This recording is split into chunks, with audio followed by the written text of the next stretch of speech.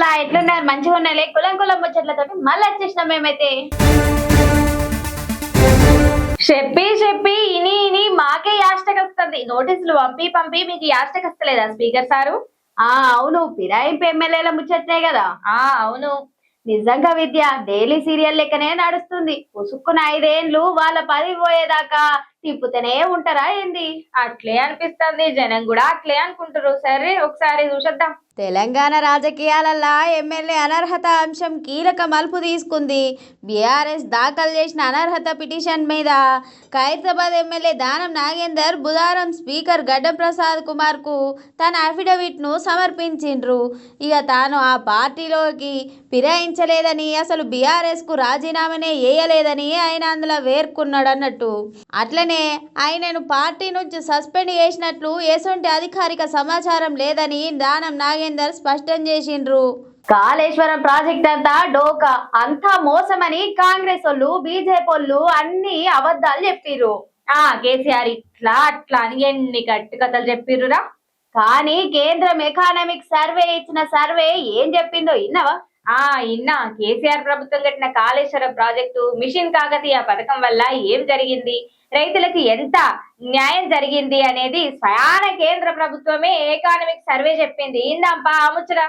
Kaleshwaram project machine Kakatiya చెరువుల పునరుద్ధరణ పథకం మీద కేంద్ర ప్రభుత్వం విడుదల చేసిన ఎకానమిక్ సర్వే 2026 ప్రశంసలు వచ్చినాయి. కేసీఆర్ ప్రభుత్వం నిర్మించిన కాళేశ్వరం ప్రాజెక్టు మిషన్ కాకతీయ పథకంతో తెలంగాణలో సాగునీరందే భూముల విస్తీర్ణం 1.31 కోట్ల ఎకరాల నుంచి 2.2 కోట్ల ఎకరాలకు పెరిగిందని ఎకానమిక్ సర్వే 2026 రిపోర్టులో వెల్లడైందన్నట్టు.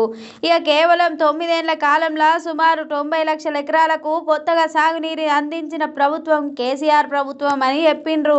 ఈ కాంగ్రెస్ సర్కార్ వచ్చిన కాడ నుంచి రైతులకైతే మస్తు మోసం అవుతుంది. రైతులకు రైతు భరోసా లేదు, రైతు బీమా లేదు, ఇచ్చిన హామీలన్నీ పక్కకు పోయినట్టే. అయినా రైతులకు నీళ్లు ఇయ్యలేవు గాని మరి బీర్ల ఫ్యాక్టరీకు నీళ్లు ఏడికెళ్ళిస్తుంది మరి సర్కారు?